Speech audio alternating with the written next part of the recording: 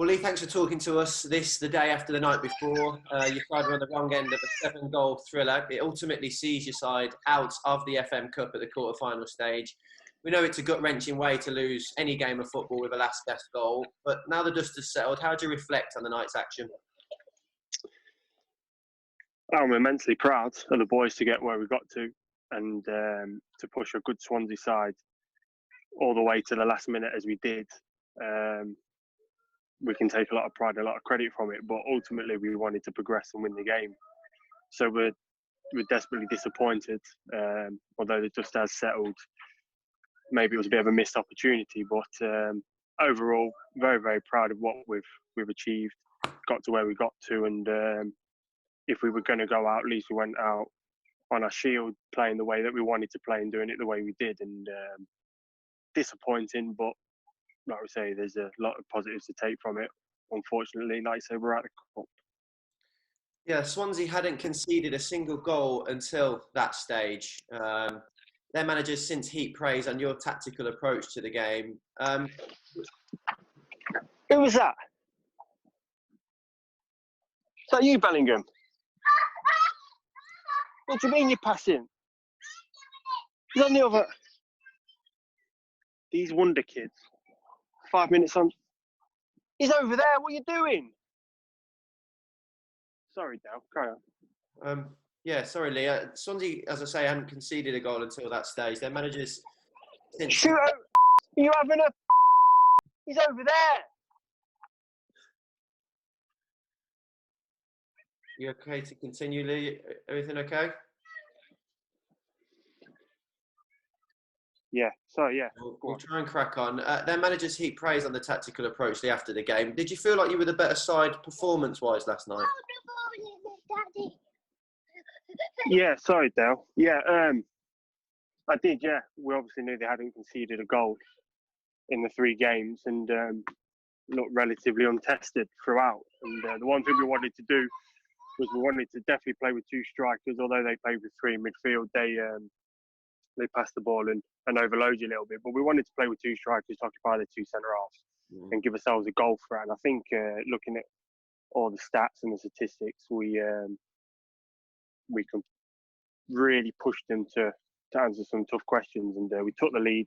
We had a great chance as well with Scotty Hogan where we pressed high, won the ball back, and then they went down the other end and they scored straight from that. So if we took it to 2-0, I think it'd have been a real uphill task for them.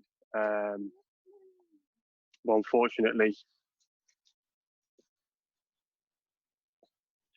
didn't take the chances we created, and for all the possession and everything, a few little defensive laps cost us.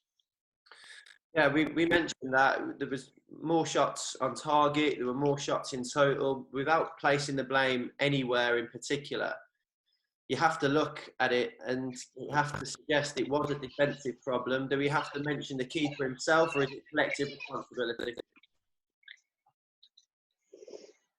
Well, no, I don't think there was any individual blame.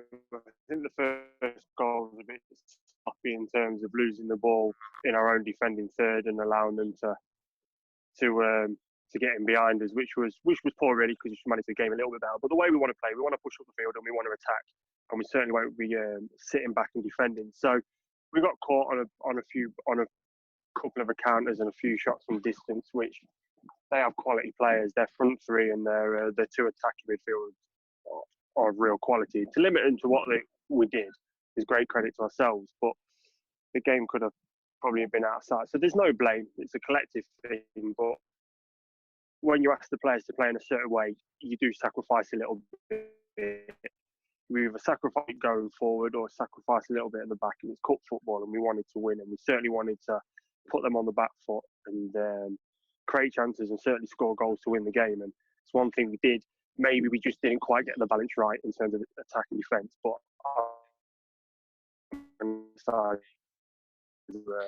point the blame because Swansea scored 3 goals and push them to the way we did, and for them to win it the way they did. It's cup football. It's unfortunate.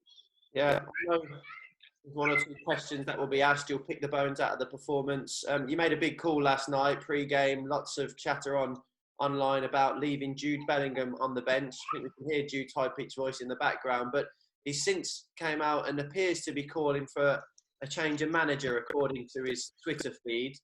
A few questions, really. One, how disappointed are you with his conduct? And two, are you going to act upon it? Well, I've spoken to Jude personally, and what I've spoke to him about will remain between me and Jude. I don't necessarily think that he was completely behind his Twitter. I think he has a huge entourage that goes with him, as do a lot of young players nowadays. So I think it was one of his people, as they like to say, may have put the tweet out there. But with five, he understands why I left him out. And the reason why I left him out is because I spoke about the balance. When they play with three in midfield, Jude's a fantastic prospect and he's very attacking. And with Gaz just in there on his own, it maybe just leave themselves a little bit vulnerable. And I mentioned wanting to play two strikers, so there had to be a balance. Do you play with Jude and leave a striker out and overload the midfield, or do you stick to what works and maybe just have Josh, who sits in there and keeps a little bit more balance in front of the back four, and then we allow Jude to come on a little bit later on in the game when space opens up? And ultimately, we did that, and unfortunately their goal came from that sort of area where Josh may have been. So there's a lesser of two evils. We wanted to win the game, and I thought when Jude came on, he was excellent, and I thought it almost worked, but we pushed it all the way to the wire, like we said.